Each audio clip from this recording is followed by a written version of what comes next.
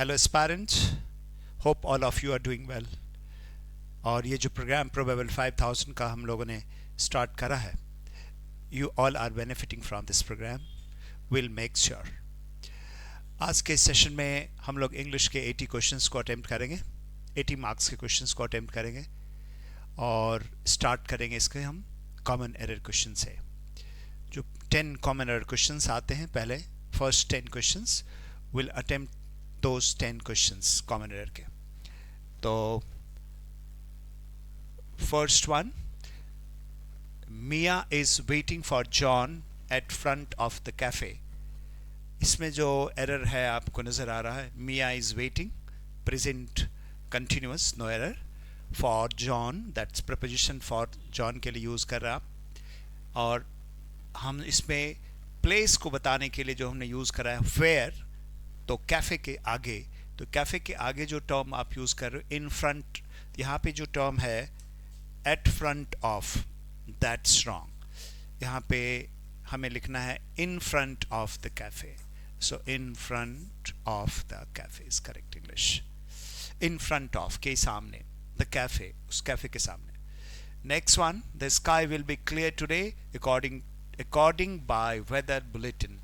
Sky clear रहेगा weather bulletin के हिसाब से. स्काई आज क्लियर रहेगा ऐसा बताने की कोशिश करी गई है. तो अकॉर्डिंग बाय थोड़े होता, हाँ यहाँ पे आप लिखोगे अकॉर्डिंग टू के अनुसार, according to weather bulletin the sky will be clear today और remain clear today. Next one, I shall come if you need my help. ये एक कंडीशनल सेंटेंस है, इफ क्लॉज लगा हुआ है, ये कंडीशन क्लॉज है. If you need my help present simple use करा. आई शैल कम, शैल का इस्तेमाल आई के साथ तो हम करते हैं, बट सेंटेंस में यहाँ पे थोड़ा सा डिटर्मिनेशन की बात हो रही है. सेंटेंस जो यहाँ पे आई शैल कम आपने लिखा हुआ मेन क्लॉज, वो डिटर्मिनेशन की बात हो रही है. और डिटर्मिनेशन के लिए फर्स्ट पर्सन के साथ हम प्रेफरेंस देते हैं विल को, तो यहाँ पे शैल को हम रिप्लेस करेंगे विल से. तो I will come if you need any help, ये करेक्ट इंग्लिश होगा. ध्यान रखिएगा, यूजुअली फर्स्ट पर्सन आई के साथ या वी के साथ हम शैल का इस्तेमाल हम करते हैं, and that's correct. But determination या प्रॉमिस की बात हम करते हैं, या हम किसी को थ्रेटन करने के लिए बात करते हैं, उस कंडीशन में फर्स्ट पर्सन के साथ हम विल का इस्तेमाल करते हैं. ठीक है. Next one, fourth one, He should rather die than beg. अब जब कभी भी ग्रामर में हमने इसको, मॉडल वर्ब में इस पॉइंट को हमने स्पेशली फोकस करा, पढ़ाया था आपको कि rather और rather टर्म जब हम यूज करेंगे ना, तो rather के साथ जो मॉडल वर्ब होगा वो should नहीं हो सकता. would rather die, would rather, and would rather के बाद कोई भी एक यहाँ पे वर्ब यूज कर सकते हैं आप यहाँ पे, और then का इस्तेमाल करके, और देन के बाद फिर दूसरा वर्ब, यानी वर्ब का मतलब है यहाँ पे बेस फॉर्म, यहाँ पे वर्ब का बेस फॉर्म, यहाँ पे भी वर्ब का बेस फॉर्म. तो ही शुड रादर, ये देखिए रादर यूज करा है, यहाँ पे वर्ब है, दूसरा वर्ब यहाँ पे है, देन के बाद आया है. लेकिन अब यहाँ पे ग्रामर बताता है कि जब भी हम रादर टर्म यूज करें इस तरह, तो यहाँ पे मॉडल वर्ब वुड का इस्तेमाल करेंगे, ना कि शुड या माइट या कुड, सिर्फ और सिर्फ would. He would rather, he would rather dance than sing. I would rather write than read, या I would rather read than write. इस तरह से हम यूज करते हैं. would rather होता है, ना कि should rather या could rather. नेक्स्ट है, प्रिया सेड दैट शी हैव. अब देखिए यहाँ पे मेन क्लॉज, ये जो है प्रिया सेड, ये दैट के पहले जो आप यूज कर रहे हो, that's main clause. Priya said. Subordinate clause, she has been reading a comic book. तो सेड तो पास्ट की बात हो गया ना, तो शी हैव बीन, अब प्रेजेंट हैव बीन रीडिंग तो प्रेजेंट कंटिन्यूअस हो गया, पास्ट में बात हो रही है, तो she had been reading. Pritam told you that photography is his hobby. Pritam told me that photography is his hobby, या टोल्ड यू दैट, यहाँ पे मी भी लिख सकते हैं, यू भी लिख सकते हैं. प्रीतम टोल्ड यू दैट फोटोग्राफी, अब देखिए टोल्ड पास्ट की बात करें यहाँ पे, तो यहाँ पे फोटोग्राफी इज हिज हॉबी की जगह पे फोटोग्राफी वाज हिज हॉबी, क्योंकि यहाँ पे पास्ट टेंस है तो यहाँ पे भी टेंस जो है रिपोर्टेड स्पीच का टेंस हम चेंज करेंगे। यदि रिपोर्टेड स्पीच का टेंस पास्ट में है तो रिपोर्टिंग वर्ब यानी रिपोर्टिंग वर्ब पास्ट में है तो रिपोर्टेड वर्ब को भी हमें पास्ट में लेना होगा, बारिंग अ फ्यू एक्सेप्शंस, कुछ एक्सेप्शंस को छोड़ के बाकी जगह पे हमें इस तरह इस्तेमाल करना होता है। ठीक है, has the assignment be completed by you, the has the assignment be completed की बात कर रहे हो, ये प्रेजेंट परफेक्ट टेंस की बात हो रही है। बाय यू यहाँ पे आपको अंदाजा लग जा रहा है कि पैसिव वॉइस यूज करा जा रहा है, क्या असाइनमेंट को आपके द्वारा पूरा कर लिया गया है। तो हैज़ द असाइनमेंट बी नहीं यहाँ पे, क्योंकि मॉडल वर्ब का यूज नहीं कर रहे, ऑक्सिलरी वर्ब हैज़ हैव या इज एम आर जैसा कुछ भी और हेल्पिंग वर्ब यूज करोगे। उसके बाद जो बी का कौन सा फॉर्म आएगा यहाँ पे, बी थर्ड फॉर्म, यहाँ पे हैज़ हैव के बाद वर्ब का थर्ड फॉर्म, बी का थर्ड फॉर्म बीन आएगा। हैज़ हैव के बाद वर्ब का थर्ड फॉर्म बीन आएगा, और यहीं पे अगर इज एम आर होता तो कंटिन्यूस होता तो फिर उसमें बीइंग कंप्लीटेड हम ऐसा यूज कर लेते, लेकिन चूंकि हैज़ हैव है तो हैज़ हैव के बाद जो पैसिव वॉइस बनाओगे तो उसमें बी का थर्ड फॉर्म बीन यूज करिएगा। याद रखिएगा, प्रेजेंट परफेक्ट में पैसिव वॉइस बनाते समय हम बी का थर्ड फॉर्म बीन यूज करते, और अगर मॉडल वर्ब होता ना can, could, shall, should, will, would, may, might, उसके बाद बी का बेस फॉर्म यानी बी, स्वयं बी को हम इस्तेमाल में लेते हैं। 8th one, the subject of design have been mastered by her. The subject of design, अब यहाँ पे डिजाइन और सब्जेक्ट अगर हम बात करें तो इस सेंटेंस के सब्जेक्ट को हम पहचानने की करेंगे बात, तो इसमें सब्जेक्ट कौन हो गया, खुद सब्जेक्ट। ये जो टर्म हमने यहाँ पे लिखा हुआ द सब्जेक्ट, ये खुद सब्जेक्ट है इस सेंटेंस का। तो वर्ब यहाँ पे हैव कैसे हो सकता, have been mastered by her कैसे हो सकता, has been mastered by her. ठीक है। 9th one, it is an accepted custom for a man to open the door when he accompanied a woman. एक वुमन को जब अकम्पनी करता है तो ये एक एक्सेप्टेड एक कस्टम है, एक रीति है हमारे समाज की कि दरवाज़ा कौन खोलता है, मैन खोलता है, आदमी खोलता है। So it is present tense की हम बात कर रहे हैं, present simple. It is a custom for man to open the door when he accompanied, अब पास्ट नहीं हो सकता, when he accompanies यानी कि प्रेजेंट सिंपल यूज करिए, क्योंकि यहाँ पे प्रेजेंट टेंस यहाँ पे है तो उस क्लॉज में भी प्रेजेंट सिंपल टेंस हम यूज करेंगे। when he accompanies a woman, इस तरह से हम यूज करेंगे वहाँ पे।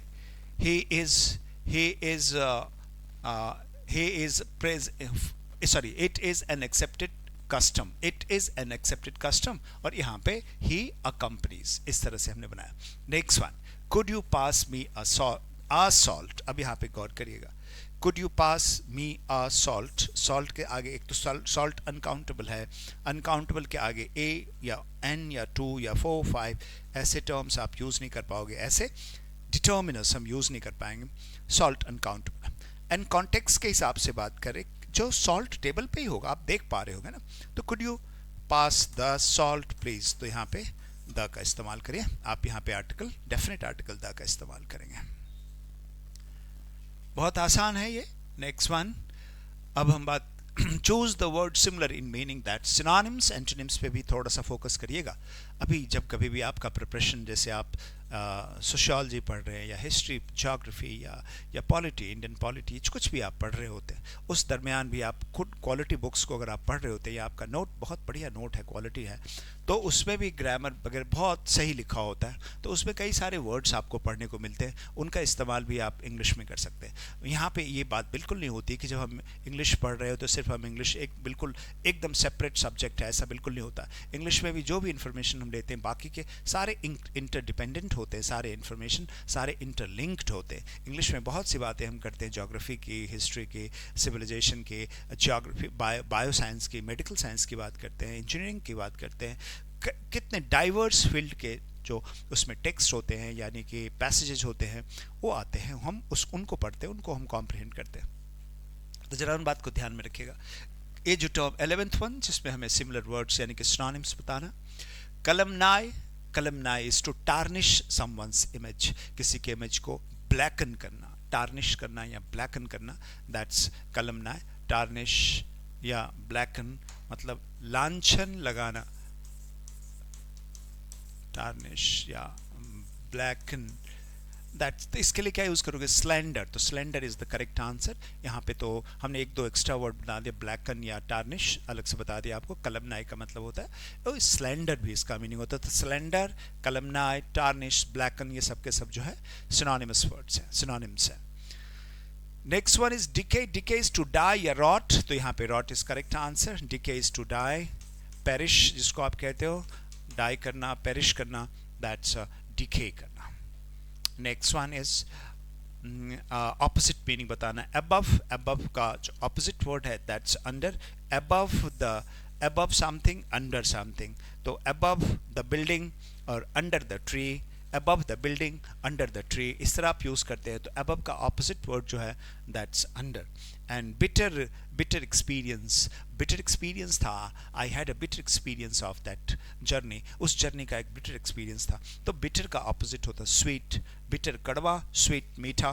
तो ये sweet is the correct answer. इसका ऑपोजिट वर्ड आप निकाल ले. सार तो इसके साथ साथ चलेगा, इसीलिए नहीं बनेगा. Next one is my. इसमें आपको अप्रोप्रिएट एक्सप्रेशंस को देखना है, इसमें क्या गलती है. माई younger brother is the apple of my hand. Apple of my hand, यहाँ पे इडियोमेटिक एक्सप्रेशन की हम बात कर रहे हैं. इडियोमेटिक एक्सप्रेशंस मतलब इडियम्स एंड फ्रेजेस जिसको हम मुहावरा कहते हैं. जैसे आप बोलते हो ना अबव बोर्ड, या आउट ऑफ सॉर्ट्स, या आउट ऑफ वेदर, या आप बोलते हो cats and dogs, it's raining cats and dogs. इस तरीके की हम बात. Apple, apple of one's eyes होता है. एप्पल पाई ऑर्डर होता है. Apple pie, everything is in apple pie order. हम इस मतलब हर चीज़ अपनी जगह पे व्यवस्थित तरीके से रखी हुई है, उसके लिए हम यूज़ करते हैं. Everything is in apple pie order. हर चीज़ सुनिश्चित, सुव्यवस्थित है, उसके लिए हम यूज़ करते हैं. ऐसे ऐसे जो ग्रुप ऑफ वर्ड्स होते हैं, जो फ्रेजेस होते हैं, उनको हम ईडियम्स एंड फ्रेजेस बोलते हैं, क्योंकि इनका जो मीनिंग होता है उन वर्ड्स, फ्रेजेस के इंडिविजुअल वर्ड्स का जो मीनिंग होता है ना, उनसे डिफरेंट होता है. जैसे आपने बोला एप्पल ऑफ माई आईज, इसका हिंदी में हम बात करते हैं आंखों का तारा. अब एप्पल में कोई तारा नहीं है, लेकिन फिर भी हम एप्पल के लिए तारा सब शब्द यूज करते हैं हिंदी में. और आंखों का तारा का मतलब होता है बहुत ही प्रिय, so close to one's heart, so dear, very dear. तो my younger brother is the apple of my eyes. यहाँ पे आंसर करेंगे आईज को और ना कि हैंड को. ठीक है. Second one, over 100 people show up. Show up is to appear, that's a phrasal verb. Show up is to arrive या to attend. To arrive or to attend, कोई भी चीज़ को कहीं पे पहुंचना, कोई भी चीज़ को अटेंड करना. So I invited thousands of people but only a few have shown up. Only a few have shown up. हमने हज़ारों लोगों को इनवाइट करा but only a few have shown up. कुछ बहुत मुट्ठी भर लोग ही आए हैं जबकि हमने हज़ारों लोगों को इनवाइट करा.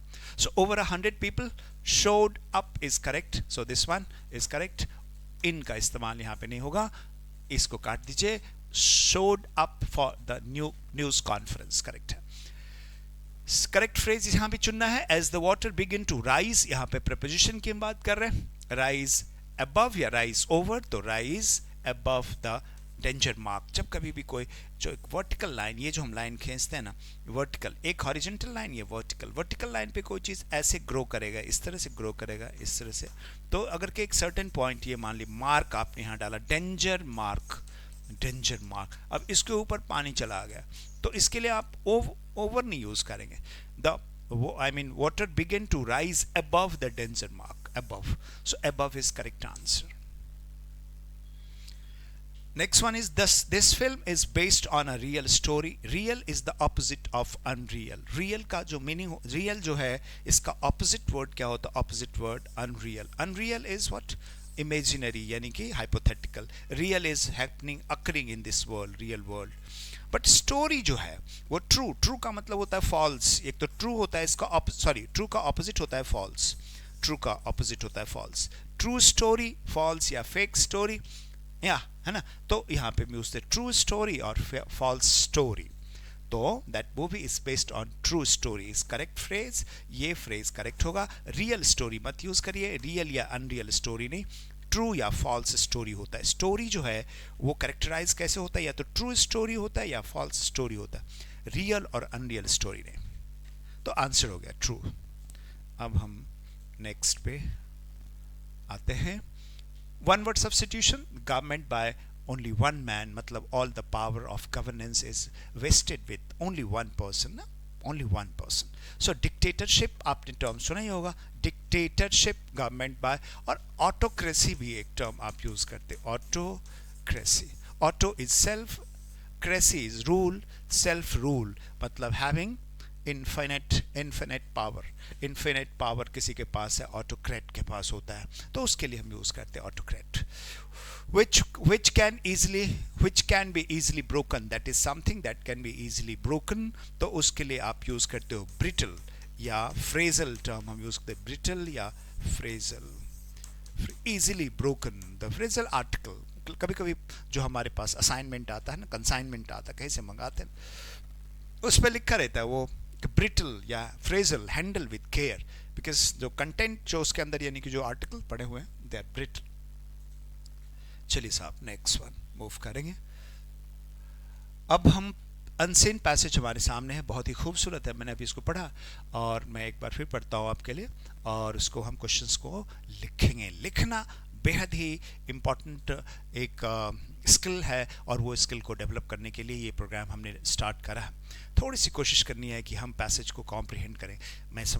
जब तक हम पैसेज में जो आइडिया इन्फॉर्मेशन है उसको कॉम्प्रिहेंड नहीं कर सकते, उसके ऊपर अपने थॉट्स को नहीं रख सकते, और देन हम अपने मेन आइडिया को नहीं निकाल सकते, स्ट्रक्चर्स को समझ नहीं सकते, तब तक हम इन बेस्ड क्वेश्चंस को सही से आंसर नहीं करेंगे। ये बात आप समझते होंगे। तो स्टार्ट करते हैं। बुक्स रोट FM कॉर्नफोर्ड ने लिखा है क्या कि books are the sources of material for lectures. Cornford साहब ने बोला है कि जो बुक्स है ना, that is a source for lecture only. If you want to deliver a lecture, consult any book. ये बुक कंसल्ट करिए, टेक द मैटर या content from the book and deliver it. तो बुक का मतलब है lecture के लिए, meant for delivering lecture. Book की बात यहाँ पे करें। They should be kept, that is book should be kept away from the young, बच्चों से, for to read books and remember what they read will be enough to reproduce। मतलब books से, आप बुक्स को बच्चों से दूर रखें, बिकॉज रीड करना एंड रिमेंबर करना what you have just read will be enough to reproduce। उसको रिप्रोड्यूस करने के लिए आपने रीड करो किसी भी कंटेंट को, और रिमेंबर करो व्हाट आपने रीड किया। अगर इतना आप कर लिए तो you can reproduce what you have read. फिर से समझिए, रीड करना एंड रिमेंबर करना। If you read and if you remember, that is enough for reproduction of what you have read. आपने जो भी पढ़ा है उसको आप खुद रिप्रोड्यूस कर दोगे, मतलब आपके अंदर वो मेमोराइजिंग स्किल्स डेवलप हो चुकी होगी। रीड करके रिमेंबर कर लिया तो अब आप रिप्रोड्यूस कर दोगे। ये बात करी गई है। It is called cramming, and that cramming को डिफाइन करेगा। Cramming is reading something and remembering it without thinking properly. ठीक है, that's cramming, and this is destructive of all true education. That is, अब ये जो practice of cramming, so practice of cramming have a disastrous effect on true education. तो true education को destroy कर देता है कौन? क्रैमिंग। तो ये डिस्करेज, कॉर्नफोर्ड साहब बोल रहे हैं डिस्करेज करिए क्रैमिंग को, ये इनका मतलब है। The best way to protect the young from book is, first अब ये बताते हैं बच्चों को, यंग को कैसे आप दूर रखें किताब से। First thing is to make sure that they are so dry as to offer no temptation। so dry as to मतलब so uninteresting। You should make sure that books are so uninteresting as to offer no temptation to the young one। एक बात आप ये करिए। And second one, you should place it, store in its books in such a way that it's not easily accessible to the young ones। आप इसको इस तरह से स्टोर करें, इस जगह स्टोर करें कि इट्स नॉट इजीली एक्सेसिबल, बच्चों के लिए आसानी से वो पहुंच ना सके। तो दो तरीका इन्होंने बताई है। ओके, और कॉनफोर्ड was writing 100 years ago at Cambridge पे वो थे साहब. Today the opposite danger is more widely prevalent. इसका opposite खतरा जो है that's widely prevalent. Students are more liable to be saturated with book learning. Students are saturated. They are satisfied. बहुत ज़्यादा book उन्होंने पढ़ लिया. They have read more than they needed. And almost saturated का मतलब they don't need any book.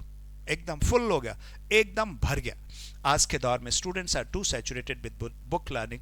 They were wise words which the Indian mystic. अब Indian mystics की बात हो रही है. टैगोर साहब ने एंग्लस से, CF एंग्लस जो कैम्ब्रिज यूनिवर्सिटी में डॉन हुआ करते थे कभी, उनको एक बात बताया. As he served Angus extensive library, you have a great.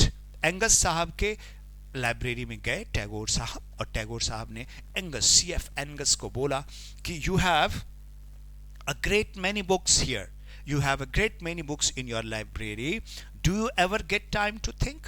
That is Angus को अपने जो इंडियन मिस्टिक्स रविन्द्रनाथ टैगोर साहब है उन्होंने बोला कि भाई एंगस साहब, CF एंगस साहब, आपके लाइब्रेरी में इतने सारे बुक्स हैं, great many books are lying in your library, do you ever get time to think. क्या आप अपने आप से इंट्रोस्पेक्शन का आपको कभी मौका मिलता है? Do you get time to reflect on your thoughts, on your ideas. ये बात उन्होंने एंगस को बोला. और एंगस साहब अपने जमाने में बड़े डॉन माना जाते थे because he had big library and he was very well read. Again might be saturated with book learning. तो अब उस पे do you ever get time to think के बाद दैट्स इंटरोगेटिव क्वेश्चन. ये उन्होंने उनसे पूछा. इंटरोगेटिव सेंटेंस है. Every university graduate have read more than the Buddha, the Socrates, Jesus and Mohammed put together. मतलब भाई ये कह रहे हैं कि जो हर बड़े यूनिवर्सिटी में ग्रेजुएट यूनिवर्सिटी ग्रेजुएट है, every graduate university graduate has been read more than. किसी भी यूनिवर्सिटी से जिसने ग्रेजुएशन करी है उसने इतनी बुक पढ़ रखी है जितना कि बुद्धा हैं, सोक्रेटिस हैं, जीसस हैं, मोहम्मद साहब हैं, इन सब टुगेदर आपस में मिलकर इन लोगों ने जितनी किताबें नहीं पढ़ी होंगी उनसे ज़्यादा यूनिवर्सिटी का बच्चा ग्रेजुएशन करके पढ़ लेता है. But he is not wiser than they are. लेकिन वो बुद्धा से और सोक्रेटिस से वाइजर तो नहीं होते ना साहब, उनसे मोहम्मद जी से या जीसस उनसे बड़े नहीं, उनसे ज़्यादा वाइज नहीं है. ये यहाँ पे इन्होंने बोला है. और उसके बाद it is essential that a student shall from time to time lay aside his books and do some solid thinking. ये ज़रूरी है. अब ये ऑथर का है. यहाँ पे जो बात आप ये लाइन पढ़ रहे हो, इट इज़ एसेंशियल कि आप किनारे रखें किताब को, थोड़ा सा सोचे भी. ये बात करी गई है. आसान है वर्ड्स इसके. नेक्स्ट वन जो नेक्स्ट स्लाइड में है थोड़ा सा और. Any good student is in some tension over this. कोई भी बढ़िया स्टूडेंट है इसके ऊपर थोड़ा टेंशन में है. He plunges into the books and is nagging at the back of his mind, says all this is second hand stuff and you are only exercising your memory. हर स्टूडेंट इस बारे से थोड़े से एंक्सस है, वरीड है. और वो जब कभी भी कुछ प्लंज इनटू बुक्स, बिल्कुल डाइव इन करता है, कंटेंट में घुस जाता है, तो उसके दिमाग में एक बात उठती है क्या कि all this is second hand stuff. जो भी आप पढ़ रहे हो that's not original genuine one, this is all second hand because someone else has written. आपका इस पर कोई एक्सपीरियंस नहीं है, आपका इस पर कोई थिंकिंग नहीं है, ये किसी और ने लिखा है. सो आपके लिए this is second hand thing stuff. You are only exercising your memory. What you are doing is you are just reading things, and you are memorizing things. So reading and memorizing, that's cramming, sort of cramming, and you are simply exercising your ability to memorize. मतलब you have good ability to memorize things. read करना और memorize करना अपने memory में store करे रहने की आपकी अच्छी सी एक ability है. सिर्फ इतना आप कर पा रहे हो. Discipline your mind and think things out for yourself. You need to discipline your mind. Don't just keep cramming things, just reading and memorizing things.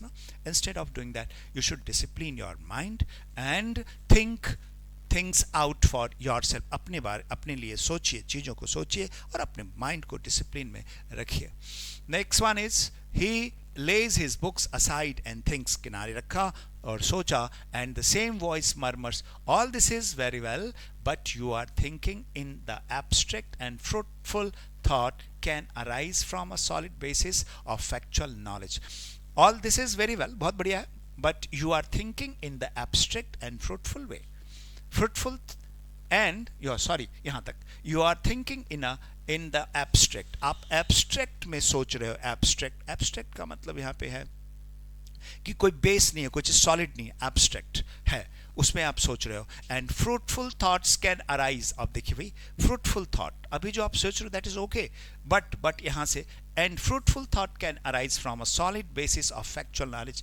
Factual knowledge के बेस से ही फ्रूटफुल थॉट जो है इमर्ज करेगा. And the best student is the person with whom the acquisition of knowledge and the process of thinking out the implications of knowledge march pari passu. Pari passu is an Italian word. अब यहाँ पे पहले मैं बताऊँ तो best student कौन है? Best student is a person with whom the acquires the knowledge, एक बात, and the process of thinking out the implications of knowledge march. The two things happen with the good students. A good students, how does a good student learn? He acquires the knowledge and he keeps thinking. Acquisition of knowledge, and simultaneously he keeps thinking, and the process of thinking out the implications of knowledge means the things or the questions concerning that knowledge, that particular topic that you are reading. That is implications of knowledge. So a good students acquires knowledge, and simultaneously the process of thinking is going on for the implications of knowledge के implications के लिए, and they are going on pari passu. They march pari passu. Pari passu is at the equal pace. Pari passu is a Italian phrase meaning is at equal pace. समान rate से क्या क्या चीज चल रहा है साहब? एक्विजिशन ऑफ नॉलेज हो रहा है यहाँ पे, एक्विजिशन ऑफ नॉलेज, और दूसरा thinking, process of thinking out the implications of knowledge at the equal pace. दोनों साथ साथ चल रहा है गुड स्टूडेंट्स के लिए. No one can determine this for another, but good lecturing will help to hold the two together. No one can इस चीज को डिटरमिन दिस फॉर दूसरों के लिए, आप you can not determine this, but good lecturing will help to hold the two together. अगर good lecturing आपने सुना तो वो दोनों को होल्ड करने में आपकी मदद करेगा. So that's the passage. The passage is all about the gist of the passages. Reading the books, plunging into the books, you can, if you are good at memorizing things, reading and memorizing, what you are doing is cramming. So but यहाँ पे there's a piece of advice from this author. Instead of memorizing, you should reflect on your thought, your ideas, and discipline your mind and think out for yourself. This is what should be done. And cramming is doing a damage to the true education. And what's true education? What's cramming? It has been defined. Cramming is just reading and memorizing in order to reproduce the information you have just read. तो अब हम लोग क्या करेंगे बच्चे? अब हम answer करेंगे. We'll answer the questions. And first one, where does the material for lecture come from? Very easy. The books के लिए लिखा है ना, books are meant for delivering lectures ना, ये तो पहला लाइन है. The material for lecture comes from the material for, कहाँ लिखे हैं भाई जगह? द मटीरियल फॉर लेक्चर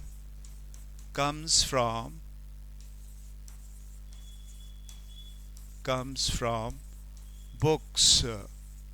मेरे ख्याल से एक लाइन काफी है इसके लिए, इससे बहुत ज्यादा कुछ नहीं. लेकिन second one, why is cramming destructive of all true education? The first will define what's true education. True education is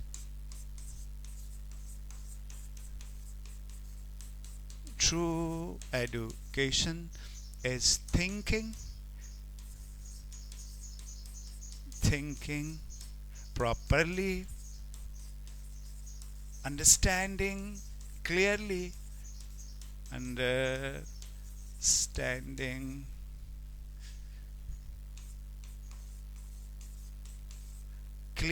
and then memorizing, and then Memorizing. We need to memorize. Undoubtedly, memorizing is the part of our cognition. Memorizing and then memorizing. That's true education. But how does this cramming and cramming is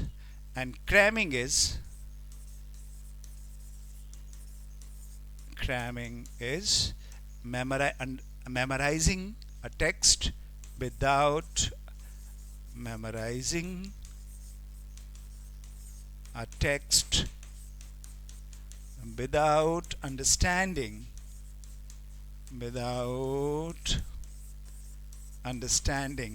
it.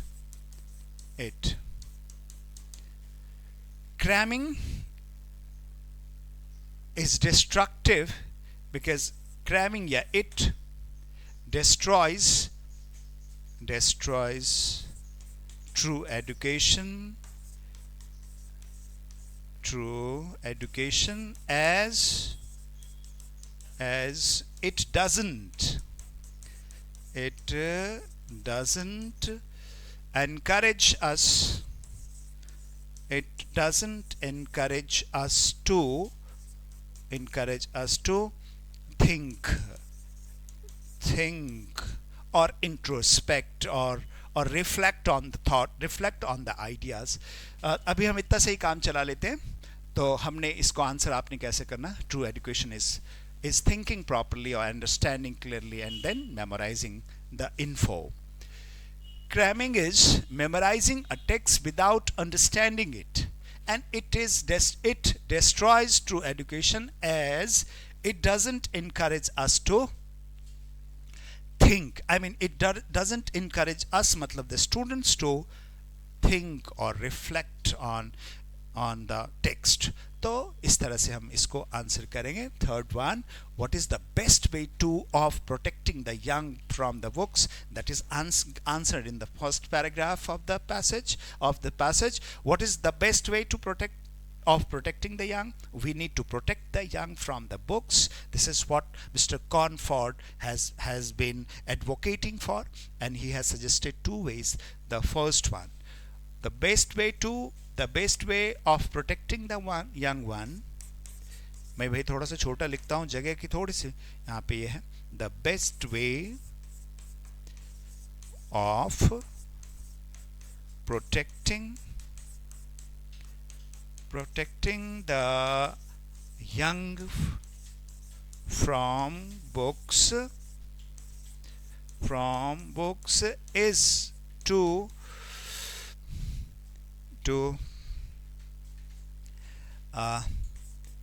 develop in them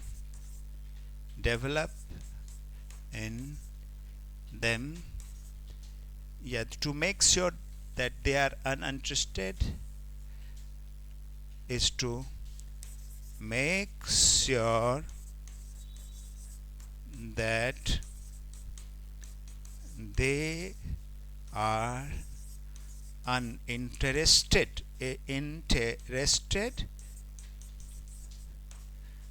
in books,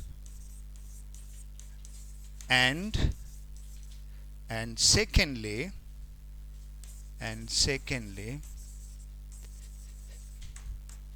store books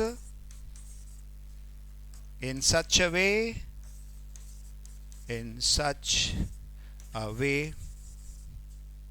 as it is not easily accessible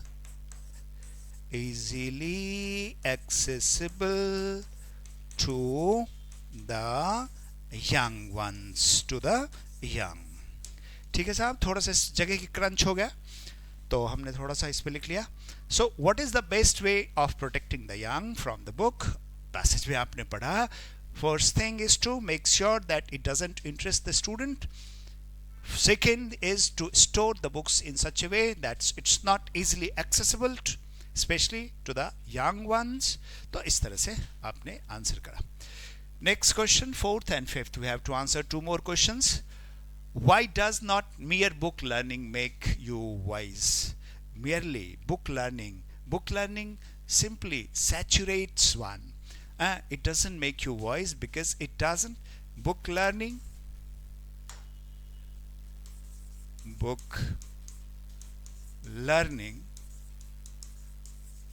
may saturate a reader, but it doesn't, yes, it doesn't encourage him to think, and the material provided is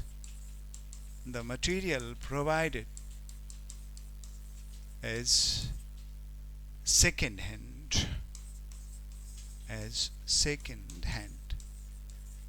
so book learning may saturate a reader, but it doesn't encourage him to think, and besides, and the material provided is second hand as well. Thus it, that is book learning, it doesn't make one wise. See, unless you are engaged, one is engaged in the process of thinking, how can one become wise? You have read 500 books or 5,000 books, you might be saturated, you might contain information on a lot of information, a great deal of information on a wide variety of topics. That is there, that could be there, but it doesn't necessarily encourage you to think, or you become a very creative or man, or you become a great thinker. It doesn't necessarily. So as per the passage, the book learning doesn't make one wise. We are answering all the questions based on the information provided in the passage. Next one, how does the best student do his reading? A best student do his reading by questioning. A best student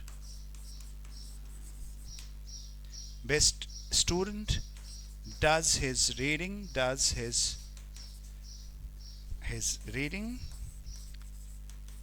by the process of by the simultaneous process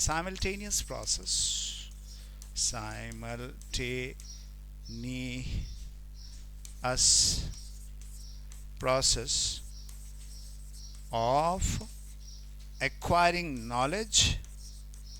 He acquires knowledge, and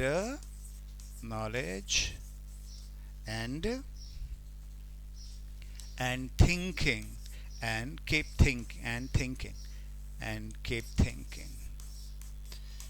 हो गया sir.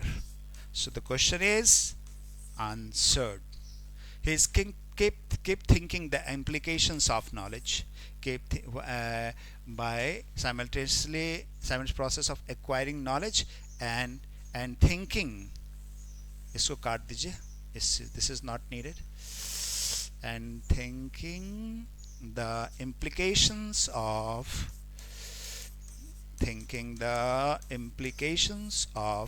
questions. Questions matlab implications of knowledge. That's questioning what he is learning, the implication of knowledge.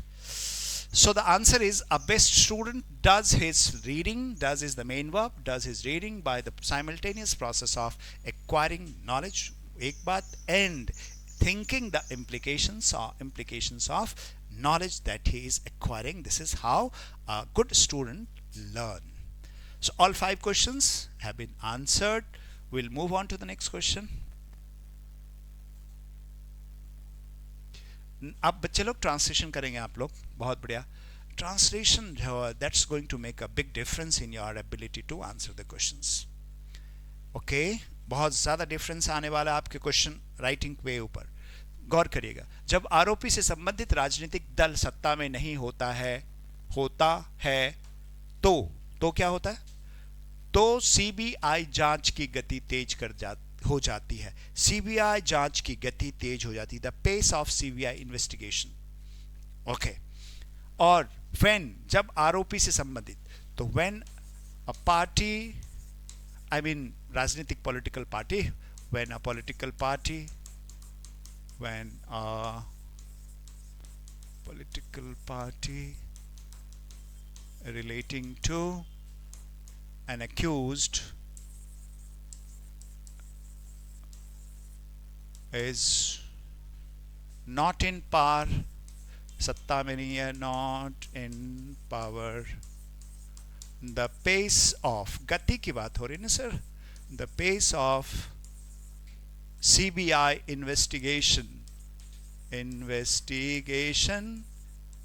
CBI investigation increases, sir, increases, हो गया sir. इससे ना केवल CBI की छवि धूमिल हो रही है, बल्कि सीबीआई जांच को लेकर लोगों का विश्वास भी खत्म हो रहा है। Not only but also use करें इट, नॉट ओन इट, धूमिल हो रही है, it not only tarnishes the image,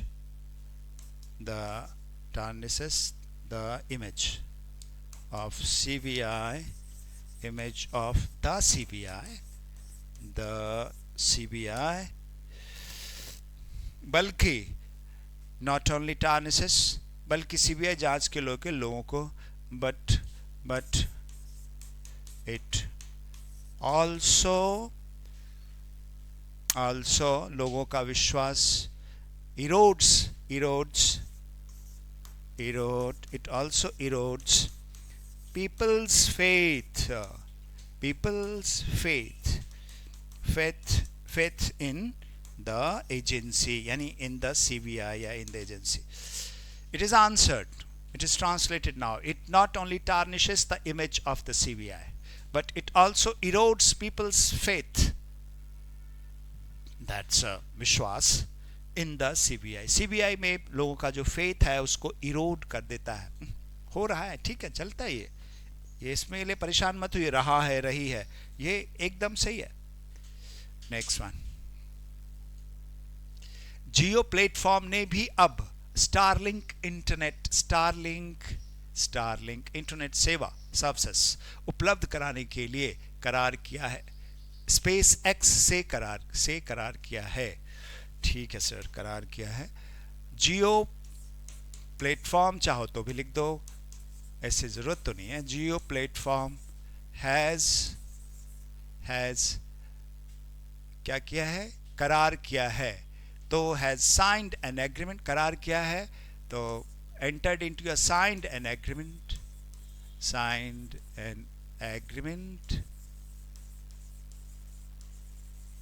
with SpaceX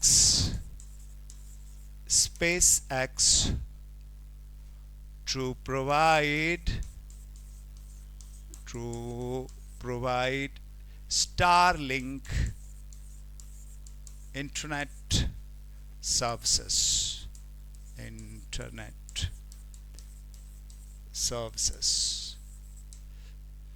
महंगाई के मोर्चे से राहत मिलती दिख रही है। there are some relief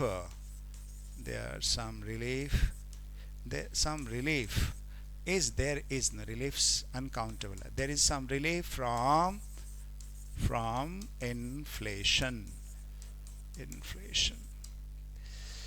यह उत्सव वसंत के आगमन की खुशी में होता है। This festival is celebrated to mark the arrival, that's advent, you know, arrival of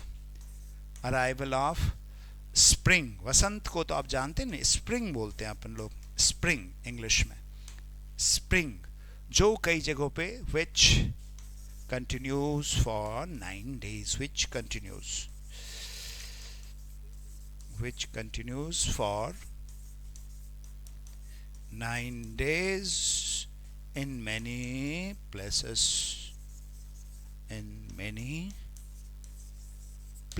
So done. Translation is done. अब जो है हम लोग नेक्स्ट पे आएंगे साहब, और नेक्स्ट है आपके पास प्रेसी राइटिंग. प्लीज 1 मिनट में आप इसको जरा पढ़िए प्रेसी को, और फिर हम इसकी बात करेंगे.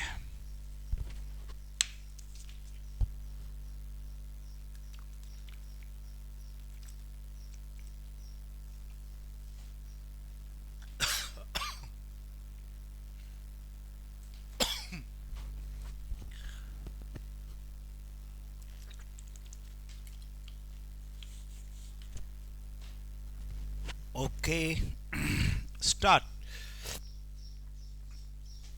पढ़िए साहब, पढ़ लिया आपने? थोड़ा सा वक्त लगेगा. One of the outstanding feature of the century has been the improvement of living condition of the working class. Outstanding feature, that's achievement. Feature का मतलब यहाँ पे अचीवमेंट ऑफ द सेंचुरी हम मान ले, achievement of the century. Improvement of living condition of working class. अब working class को further कैसे वो लिविंग कंडीशन को किसी से जोड़ रहे हैं? Greater political power, more wealth and leisure, power, wealth, leisure, better facility for health and education and all. ठीक है, ये सारी जो यूज करेंगे हैं आप parameters, political power, wealth, leisure, better lifestyle, health, education. इससे पता चलता है कि द वर्किंग कंडीशन, जो वर्किंग क्लास है उनका जो इम्प्रूवमेंट, उनके लिविंग कंडीशन में इम्प्रूवमेंट हुआ, and that's a big achievement of this century. First one. In early civilization, now it's being compared with what happened 500 years ago or 1000 years ago or 200 years ago. In early civilizations, most communities were sharply divided into two: haves and have-nots, those who worked and those who did not work at all. कौन कौन काम करते थे भाई? नहीं करते थे. Kings, priests, military officers and leaders lived in great luxury, didn't work, did little work. The vast majority of the population enjoyed no power, a very few comfort, very few power, limited power, and lot of works, and had scarcely any political powers. देखिए, in early civilization, how was the stratification? The society was divided into two: those who worked and those who did not.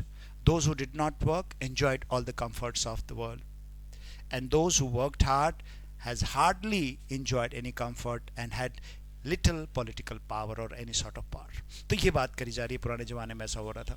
In some societies even we have slaves and all. आपने पढ़ा ये, तो अब कोई बड़ी बात नहीं है, सब तो हम लोग आपने पढ़ा ही है. And slaves had no rights at all. Slaves had no rights. The industrial revolution of Europe, now ये बड़ा important बात है, the industrial revolution of Europe led to the production of vast quantities of goods, and when then vast quantity of goods are produced, we need workforce and skilled workforce. So skilled workforce were needed. Workers began to be dissatisfied their poverty because they realized their power. They knew that these factory owners need our skill. तो अब क्या हुआ? The factory owners needed skilled workers, and gradually they realized that they must show goodwill to the workers. If you need good skilled workers, you too need to reciprocate. आप भी reciprocate करोगे. If you are good to others, others will be good to you. ये बात यहाँ पे करी इन्होंने. अब देखिए, were entitled to some considerations. Now they were entitled to some considerations. मतलब they were being regarded as someone important, bit importance. They started acquiring some importance in the society. Since men were free to work, I mean the workers were free to work anywhere, the place of their choice, any master they chose, good masters soon had to pick the workers, and old-fashioned employees found themselves with a factory full of lower-grade workforce. Such a situation soon led to all-round improvement in standards, and good employers tried to raise working conditions. Now the good employers were now forced to raise the working conditions of their workers. And फिर क्या हुआ? These improvements were speeded up by the increased organization of workers in trade union. Now अब क्या हुआ? पहले तो ठीक है, आपने इंडस्ट्रियलाइजेशन, यूरोप में इंडस्ट्रियलाइजेशन हुआ, इंडस्ट्रियल रेवोल्यूशन. इस इंडस्ट्रियल रेवोल्यूशन के ने स्टार्टेड मास प्रोडक्शन के बाद we needed quality skilled workers were in demand, so their conditions, they were attached some significance, some considerations were given to them. Now they acquired some power. To stay in business, good employers started hiring highly skilled people, so their conditions further improved. Now comes the trade union. Trade union क्या करता है? अब trade union ने उसमें करा trade union movement, particularly in low standard factories. In low standard factories में trade unions came up, and where the owners often had to deal with the strike.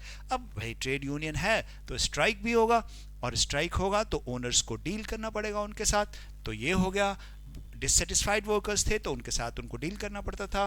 Now that the working class are getting better and better working conditions से, workers have been fighting for their rights now they are getting their good conditions. Working class are getting better conditions, better and better working conditions. The need for a strike has ended. There's lessened considerably, or almost ended, considerably lessened. And employers and workers alike have come to realize that they are dependent on each other for their livelihood. Both are depending on each other, both.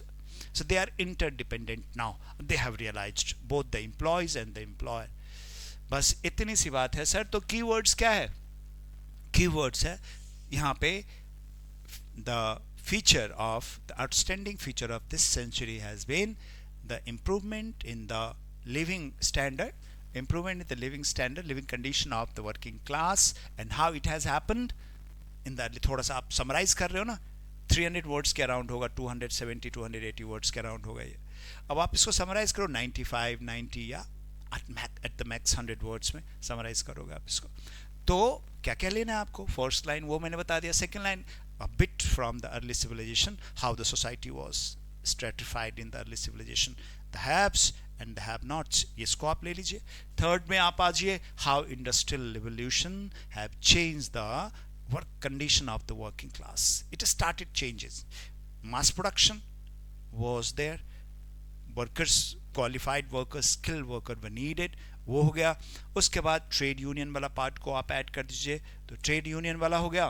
And उसके बाद जो है finally जो strike की जो बात चल रही थी, स्पेशली लो स्टैंडर्ड फैक्ट्रीज में, because there were some dissatisfied workers, that too has considerably lessened considerably, and both have realized that both are interdependent now. So ये चीज को आप लिख देंगे और ये बन गया आपका. बस हो गया, इतने से बात बन गई. और अब हम लोग मूव करेंगे. अब जो है आपका नेक्स्ट वाला पार्ट जो है, दैट्स ये आपको मैंने बता दिया, आप लिख लीजिएगा उसको. अब नेक्स्ट पैराग्राफ है women empowerment in India. Women empowerment के बारे में है. एम्पावर्ड वुमेन किस तरह से फैमिली के लिए, सोसाइटी के लिए, और कैसे हाउ दे हैव कंट्रीब्यूटेड, इन सब को यहाँ पे लगाया है. तो एम्पावर्ड आप पढ़ लीजिएगा, इसमें तो आपने पढ़ना है. और आखिरी वाला जो है वो है मैनर्स मेक अ मैन. तो manners make a man encapsulates the idea that one's character and reputation are shaped by their behavior. Character and reputation are shaped behavior, particularly in social interaction. In social interaction, your behavior shapes your character or your reputation. तो इस पे यहाँ से start करा है. इसको आप एक बार just go through this, how things have been organized and what dimensions have been included. इसको देखिए बच्चों, और I guess it has been helpful. It will remain so. Thank you very much.